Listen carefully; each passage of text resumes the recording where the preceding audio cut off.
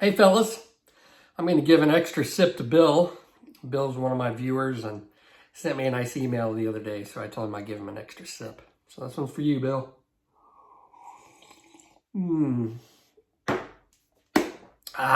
It's nice to be back. I was on vacation, went to Florida, went on the beach, went to Disney World. Ugh, God, I don't like going to Disney World. Too many people. Anyway, this exciting series, I'm going to be building Monogram's Pro Modeler version of the A-4F Skyhawk. My buddy Darren Cook, the aka Grumpy Modeler, aka Model Geeks Podcast, sent me this and sent me some decals with it. And we'll take a look at those on the next episode because I have to decide how to paint it. But he sent me this. No. The Pro Modeler version is different than the regular Monogram version. The Monogram version is it was an old kit and it had raised panel lines. The Pro Modeler version from Monogram is actually a rebox of the Hasegawa kit, so I've been told. And this has recessed panel lines. So it's actually a pretty decent little kit. And we go through it, and I don't, my own kind of way I go through it. I do have it in primer right now, and as you can tell, it's in flight. That's the way I like to build my planes. So there we go. I got it in primer.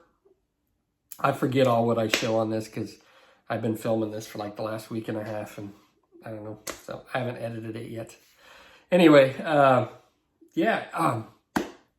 another viewer who wishes to remain anonymous sent me a couple kits, and really nice kits.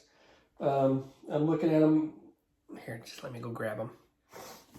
Yes, another viewer had sent me some kits, and I have never built one of these. I know Darren from the Grumpy Old Scale Modeler, he built one. It's a Ming F-18. I'm not sure if it's the exact one he built, but there we go. It could be a Top Gun plane. I don't know. And then he sent me this AMK F-14D Super Tomcat. Now, I've heard this is a really difficult kit to build, but there is a ton of stuff in here. I mean, oh my God. So yeah, this should be interesting. But anyway, I'd like to thank him. He knows who he is. And, I'll quit jabbing and let's get on with the video. All right, now, since I am putting this in flight, this kit doesn't come with a pilot, so I want to add a pilot to it. And what I've done is I've taken this from an old Tamiya F-14 kit, and the pilot's, it's in 1/48 scale, but it didn't seem to fit real well in the ejection seat. So what I had to do, first of all, is I cut the rails on the ejection seat down, these little things right here. I had to trim those down because he wasn't quite fitting in there. I also had to butcher the pilot up a lot. As you can see, I cut his legs off, which is something that I typically do in most of my builds. Even in the F-14 kits from Tamiya, using their pilots, I typically cut the legs off at the knee because you don't see it anyway, and it just makes the fit a little bit easier. But I really had to butcher this guy. Now his arm stuck out pretty wide, so I had to trim that down and glue it on. You really can't tell actually, but I did have to trim his arm and move his hands a little closer. Now they aren't going to be touching the flight stick, but the control stick, but is what it is. I had to shave him down a little bit on the bottom, trim some fat off of his legs, and then I heated up his legs a little bit and squished him in. And I did that with the candle. Now it's really difficult to do that without destroying the plastic, but I was able to slowly do it, heat it up enough to where I could squeeze his leg together, and he does fit in there. Now, I haven't test fitted the cockpit with the pilot in it inside the fuselage halves, but I think it's going to fit because his arms don't extend over the control panels along the side, so that I should be okay there. Now, closing up, I've already got the wing portion put together, and I've already closed up the wheelbase. These were actually pretty decent to close up. The wheel bay doors, they have two on each side. They have this front piece and then a back piece. Now the back piece, it was just a matter of trimming off a little like tab that runs along each side, just basically cutting that off and sanding it smooth. And it does fit pretty well. The front portions of the bay doors, I really didn't have to, I had to sand a little bit along the top, but other than that, the only other thing that I had to do was there's a lot of detail on the inside of the gear bay that I had to cut away just to get it to seat down in there properly. But overall, I'm pretty pleased with how those went in. And to be honest with you, these are a lot easier to do than, like, say, a Tamiya F-14 Tomcat. I mean, I've done a lot of those. I know how to do them, but yeah, these weren't that bad. So props to Hasegawa on this older kit. So I'm going to get on with painting the inside of the cockpit and the ejection seat, and then see about getting the fuselage halves together. Now, along the side, you can see I've got the intakes put on, and those fit really well. I mean, the fit on this is actually pretty decent. One thing I think I am going to encounter is when I put the fuselage halves together, there's a few little steps and it doesn't seem to fit as good as I want it to fit. So what I'm going to end up doing is there are these little knobs here. I forgot what, I always get a brain fart when I get on camera, but these little attachment pins that they have on each along the fuselage half. I think a lot of times when things don't fit right and those are stuck in there, it's because they're off just a little bit. So what I'm going to do is I'm just going to cut those off, and I'm not going to use those attachment pins, and I'm just going to line it up without those so I can try to get a better fit. You can see right there that nose doesn't quite fit the way I want it to fit. So I think if I trim those off, I should be able to adjust it a lot easier and get the fit a lot better, because you know, there's a lot of detail up here that I don't want to have to rescribe if I don't have to. So that's where I'm at. I'm going to get to painting this, and then we'll be back shortly. Okay, so what I'm doing is I'm getting ready to glue the fuselage halves together. I've got my cockpit glued in. On this side, I've cut off my locating pins on this side. That it's going to give me a little bit more wiggle room, because I want this to be as perfect of a fit as possible. Now, in order to do that, I've got these glued in on this side, and in order to give myself a little more leeway in adjusting things, I've cut the tabs off of the intake that I've got glued in here. It's in here really strong. It's not going to go anywhere, so it really doesn't need to be glued to this side, and the cockpit really doesn't need to be glued to this side. So that's going to give me a little bit more wiggle room. Since I've cut these tabs off, I'm not going to be bound by them fitting in here precisely on this side of the fuselage halves. Now, this isn't that big of a deal. I may cut these little, I might as well just go ahead and cut this tab off here so it doesn't interfere with anything. And these, which I don't really think it's going to matter, but just in case. That way I don't have to line anything, since these are pretty securely glued to the respective fuselage halves. And then I can just set it up here, and then I can adjust, and I'll get some tape. Let's see, grab some tape, and I'm gonna have to glue this slowly so I can get it just right. And I really want to get this area right here glued really precisely, as well as the nose, because I think obviously those are going to be the parts that you see the most. I'm not as concerned about down here, because it's going to be covered up by the bottom of the wings, but I do want to try to get everything nicely aligned as possible. But I really want to concentrate on this area up here. Now, there's a piece that goes in here, and I'm going to have to dry fit this to see if I can put it in after I glue it. I'm not sure. The instructions have you put it in as you glue. So I'm just going to go ahead and tape these up and get them aligned as best that I can.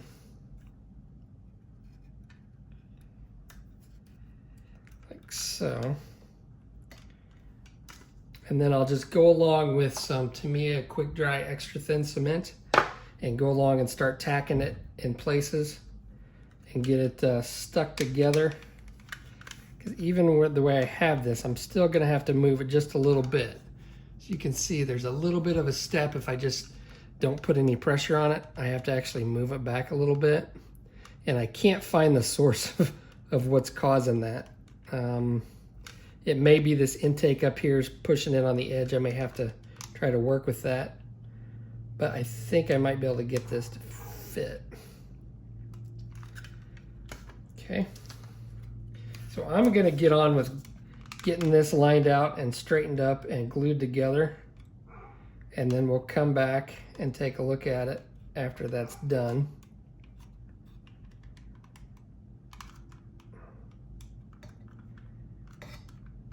Okay, so I'll see you in a bit. All right, fellas, so the fuselage halves went together pretty well. There's a little bit of step up here, but you know, not that bad. Overall, went together fairly decently. So what I'm gonna do now, this is to the point where I'm gonna mount it, get my acrylic rod mounted in the plane, okay? Now, I still get a lot of people asking questions about this, so I'll go over it again. But I've got an acrylic rod. I forgot what size this was. But it fits in this straw. I found a straw where it fits in perfectly. Fits in nice and tight. I got this at a Mexican restaurant yesterday, so my kids thought it was weird that I wanted to keep their straw. So there we go. Now, this plane is a little bit different in that I'm gonna have to cut a hole in two different sections. So obviously the bottom part of the plane, the wings go on like this.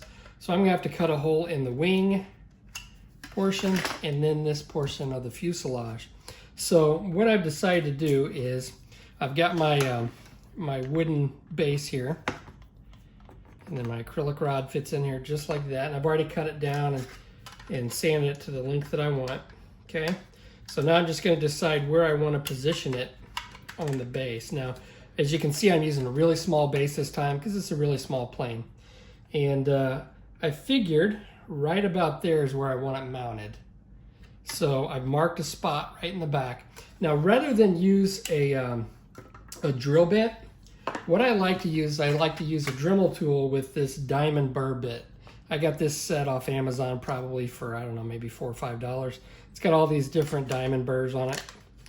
And what I'll do is I've got a little circle template here, and I want to make the hole in the bottom of the plane tight enough to where this fits snugly, the straw fits snugly, because it's going to protrude just a little bit. So I'm going to go find the hole that matches. I got some tape covering up because I use this to mask a lot of stuff. Okay. Tape. Oh, tape sticks. So let's see.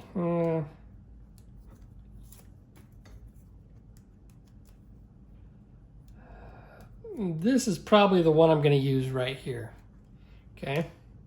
So what I'm going to do, I'm just going to take my circle template, put it on here. Damn, this tape, sticking everything. I'm just going to take my pencil and mark out this circle. And then I'm going to take my diamond burr bit with a pointy edge. I'm just going to come in here.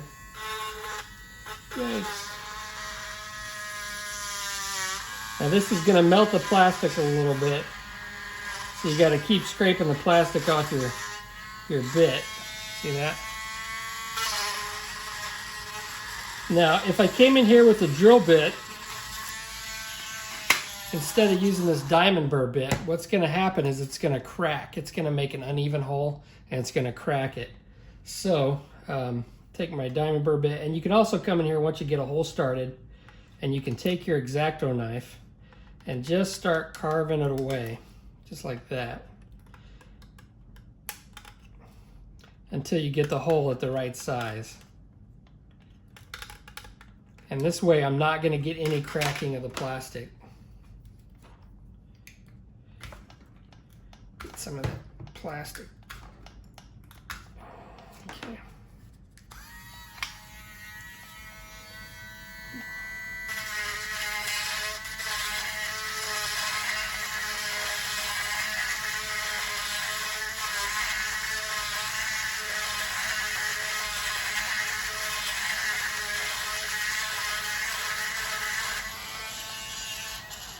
Okay. And once I get it close, I'll keep checking with the straw, and then I'll take my X-Acto blade and we're going to keep just carving around until I get a nice snug fit with that straw.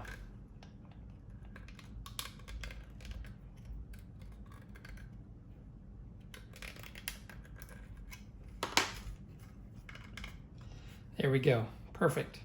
Okay, so now I've got a nice snug fit where the straw is going to fit up in there. Now I am going to epoxy this to the plane. Now, since I have to put another hole in the fuselage part, I'm just going to go ahead and get my wing attached so I can mark my hole location.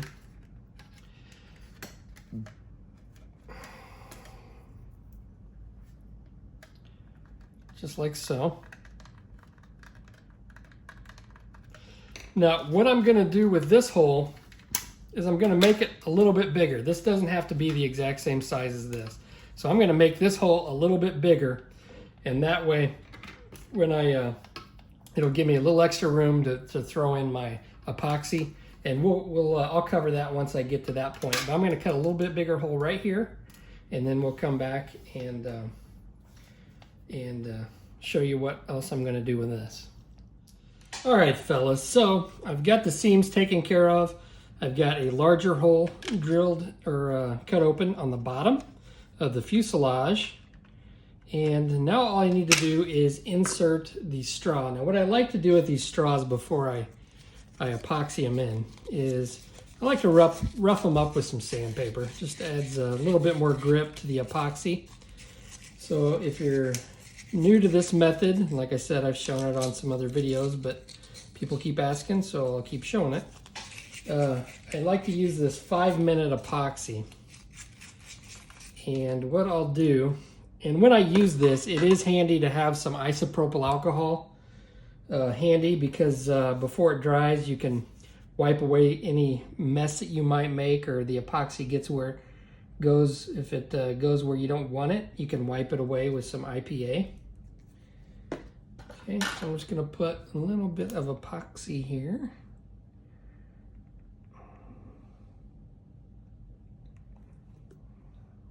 I would not recommend using super glue to fix these in, because super glue tends to crack and gets really brittle. And you really want this straw to be affixed securely. And a lot of times if you hit super glue with a sudden shock, it'll just break apart. So we want to avoid that. And this epoxy helps avoid it. So I'm going to take a little bit of this epoxy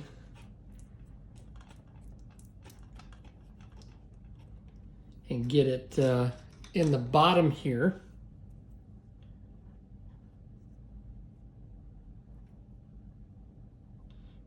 This is why I made this hole a little bit bigger.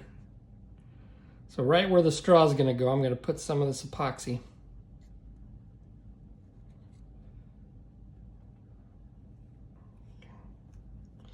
And then I'll put my straw down in there.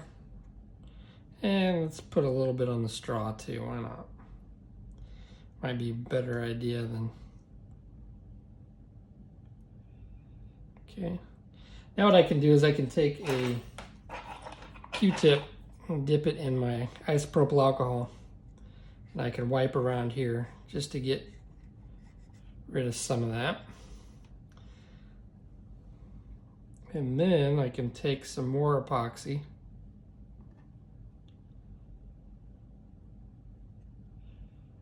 Smear it around here, so wiping it around my, wiping all that epoxy off really didn't make much of a difference. Okay, now I can go ahead and take my wing.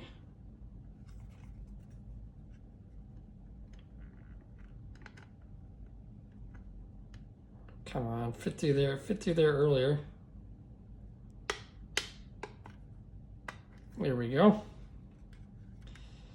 I'm going to go ahead and push this on where I want it. Okay, should be good.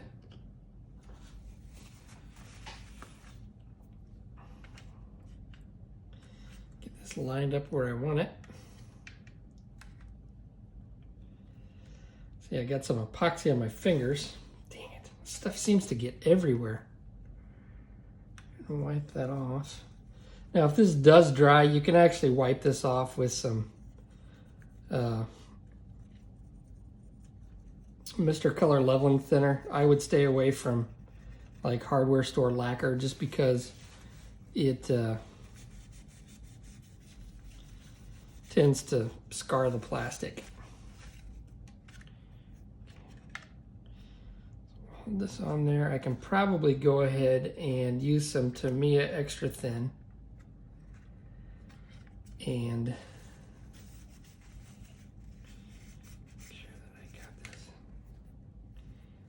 feeling this epoxy. This darn stuff got everywhere.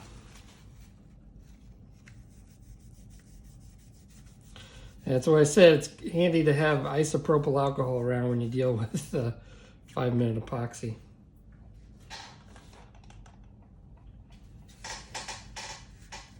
All right, okay.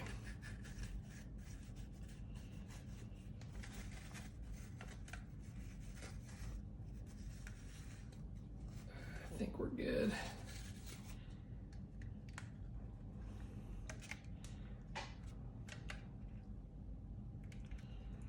There's a little bit of gap right along the wing root. Now, I don't know if I messed something up, so some of you guys that have built this kit, let me know if that gap's supposed to be there or if I glued the wings down a little too tight when I glued the two halves together. Okay. So what I'm gonna do,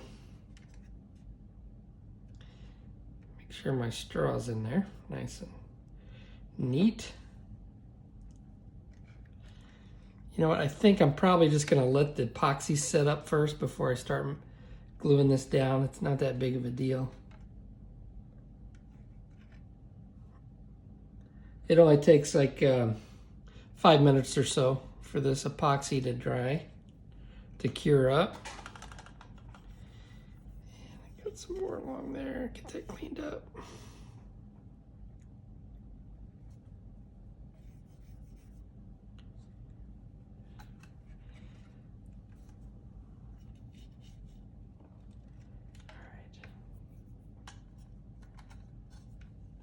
So I'm just gonna hold this on here just like this and wait for it to cure up, and then I'll go ahead and fasten the rest of this down with my Tamiya Extra Thin Cement, and my straw should be nice and solid and be able to accept my, my acrylic rod.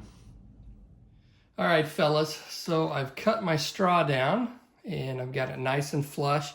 I may come in with some CA glue metallic pigment and smooth that out so I got a nice neat hole there for my acrylic rod.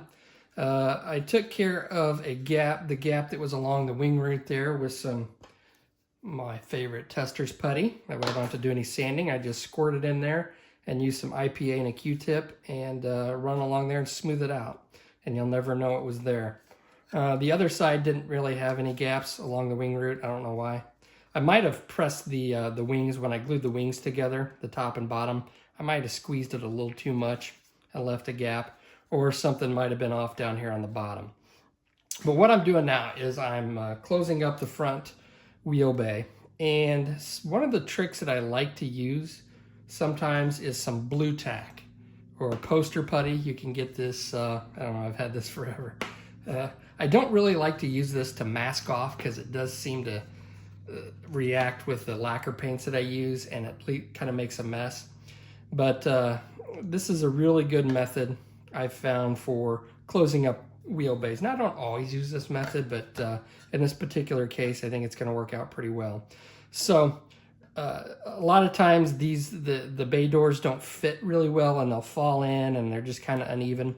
So what I like to do is I like to put some blue tack in there and fill up that cavity. And then that way I can adjust and get my bay door nice and flush and glue it down, and you'll never know that there was blue tack in there. Just like that. Now, for some reason, I don't know if I'm missing a piece or what, but there's a little gap between the main bay door and then this little piece down here. So I'm gonna have to, I can do one of two things. I can cut out my own with plastic card and make it a little bit longer, which I'll probably end up doing. I'll probably do that.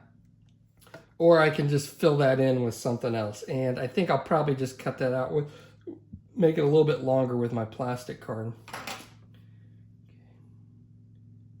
So I'm gonna get this nice and flush.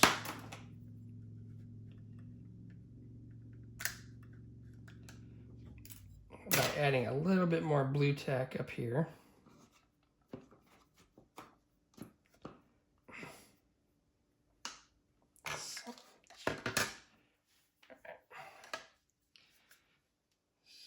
It's gonna need a little bit more up here, and I'll just take a toothpick.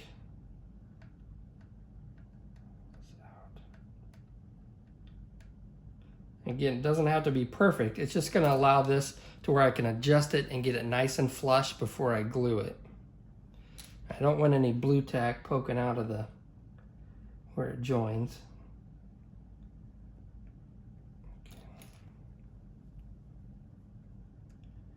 Put this on here.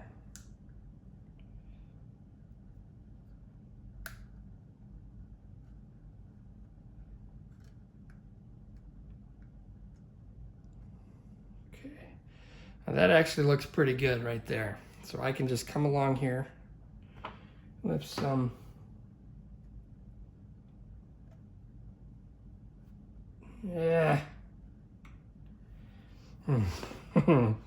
when I push this front down, it came down just a little bit. So let's peel this back up.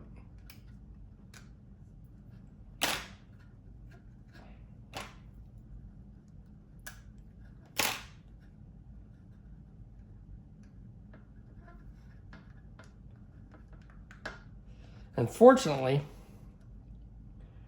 these bay doors actually fit pretty damn well.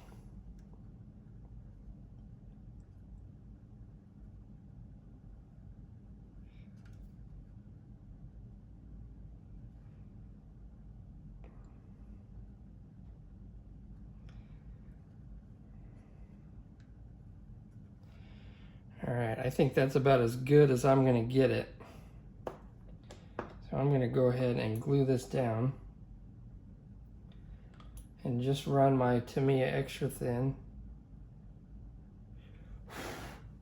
right along the edge, and I should be good. And it is as simple as that. Quick and easy. I don't have to glue any styrene pieces in there to support my front landing gear bay door. I can just use the blue tack, and then once the glue sets, or the cement sets up, then it should be nice and sturdy. So I'm going to go ahead and cut out a piece of styrene. It's going to be a little bit longer than this, and I'll glue that in, and my front bay door should be nice and closed. All right, fellas. So as you can see, I've got it in primer, and I'm overall pretty happy with it. There was only like one or two little issues that I found. There was a gap right along here that was just a tiny one. So I took some Vallejo plastic putty and filled it in just to neaten it up. It probably didn't make much of a difference anyway. But I do like to use this stuff after I prime because you can wipe it away with water, unlike the tester stuff where you have to use isopropyl alcohol to wipe it away. So this won't harm the Mr. Finishing Surfacer, which I used.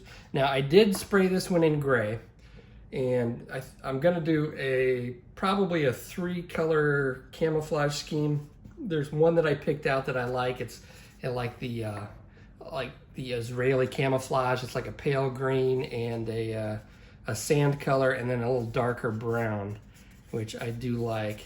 You know, I may run over this with, I don't know, it's fairly smooth. I could probably get away with it. But I may run over this with just a really fine grit sanding cloth, just to make sure everything's smooth out. There's so many like raised details, like, you know, these things here. I'm really gonna have to be careful if I decide to try to get this really super smooth, because I'm gonna be sanding off some primer on some high spots. But anyway, when I do like the multicolor camouflage schemes, I do like to prime in gray and then do any shading that I may do post shading. Now I have in the past done black basing and then done different color camouflage schemes, but it just gets to be a pain in the butt. And and this one, because there's so many nooks and crannies and it's not just a big flat shape, there are all different kinds of, like, trying to get in here and paint and keep my post shade or pre-shading, it's gonna be difficult with a 3-color camouflage scheme. So I just primed it in Mr. Surfacer Gray, which is good because it also lets me see any issues that I have a lot better than it would be if it was black.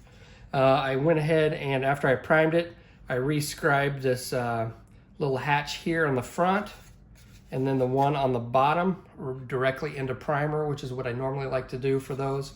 It just makes it a lot easier. And so there we go. Other than that, I'm pretty happy with it, and it fits on the stand. Moves a little much, so I may heat this up and flatten this right here just a little bit, because if I try to put tape on here, it doesn't fit. It's so tight, but it's still a little loose. So, and as you can see, I did bend the rod just a bit to give it a little more,